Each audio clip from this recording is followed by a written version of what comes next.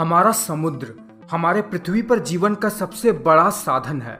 ये पूरे पृथ्वी के 70% से भी ज्यादा वक्रपृष्ठ के हिस्से को घेरे हुए है और लगभग 36.5 करोड़ किलोमीटर स्क्वायर के क्षेत्र में फैला हुआ है। समुद्र पृथ्वी के जिस भाग में सबसे ज्यादा गहरा है वो है प्रशांत महासागर के मारियाना ट्रेंच का चैलेंजर डीप वाला हिस्सा, जो कि 11,034 मीटर तक गहरा है।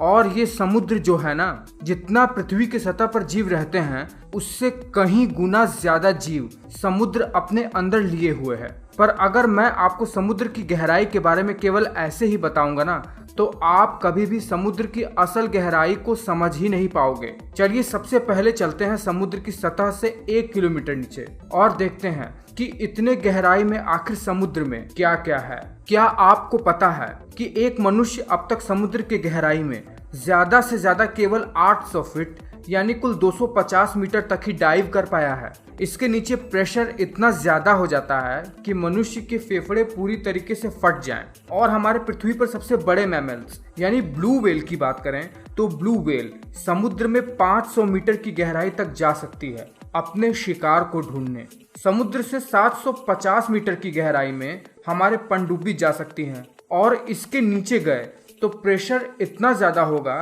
कि पनडुब्बी ही फट जाए।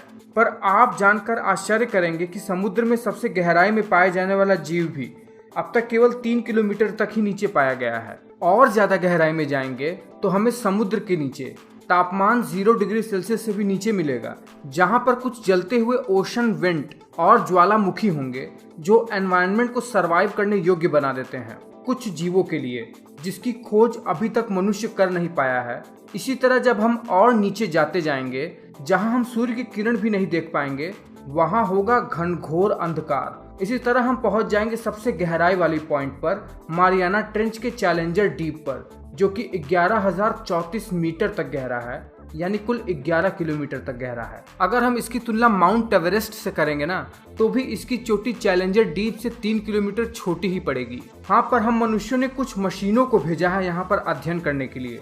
अब जब हम समुद्र के सबसे एक्सट्रीम गहरे पॉइंट पर पहुंच गए हैं और हम ये जानना चाहते हैं कि सबसे गहरे पॉइंट के नीचे क्या है, यानी समुद्र के नीचे भी क्या है, तो हमें क्या मिलेगा, हमें यही जानना है। देखिए, पृथ्वी की सबसे ऊपरी लेयर होती है क्रस्ट की लेयर, जिस पर पूरा जीवन समाया हुआ है। अब देखिए, जिस पर हमारा ये समुद्र बसा हुआ है या कहिए टिका हुआ है, वो क्रस्ट 5 से 10 किलोमीटर तक ही मोटा है। जिसके बाद मेंटल की लेयर शुरू हो जाती है। वहीं जहां पर हम जीवधारी लोग रहते हैं यानी जमीन का एरिया, वो क्रस्ट लगभग 65 से 70 किलोमीटर तक थिक है। उसके बाद मेंटल की लेयर चालू हो जाती है। अब देखिए, जमीन के नीचे यानी क्रस्ट के अंदर लगभग 1 किलोमीटर की गहराई में मनुष्य ड्रिल करके तेल निकालता है, जहां पर तेल पाया जाता है, जो कि आधुनिक समय में यानी 2020 में घटकर 1.8 किलोमीटर से 2 किलोमीटर तक गहराई में पहुंच गया है ऑन एवरेज। लेकिन चूंकि ओशनिक क्रस्ट केवल 5 से 10 किलोमीटर तक ही गहरा हो सकता है,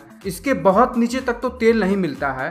पर जैसा कि आप जानते हैं कि समुद्र में कई सारे जीव और वनस्पति पाई जाती हैं। करोड़ों करोड़ों साल तक ये जीव और वनस्पतियां जब मरकर समुद्र की तलहटी पर डिपॉजिट होते जाते हैं, तब करोड़ों साल तक इनके डिकम्पोजिशन से ये कच्चे तेल में कन्वर्ट होकर ओशनिक क्रस्ट के दरारों में इकट्ठे हो जाते हैं।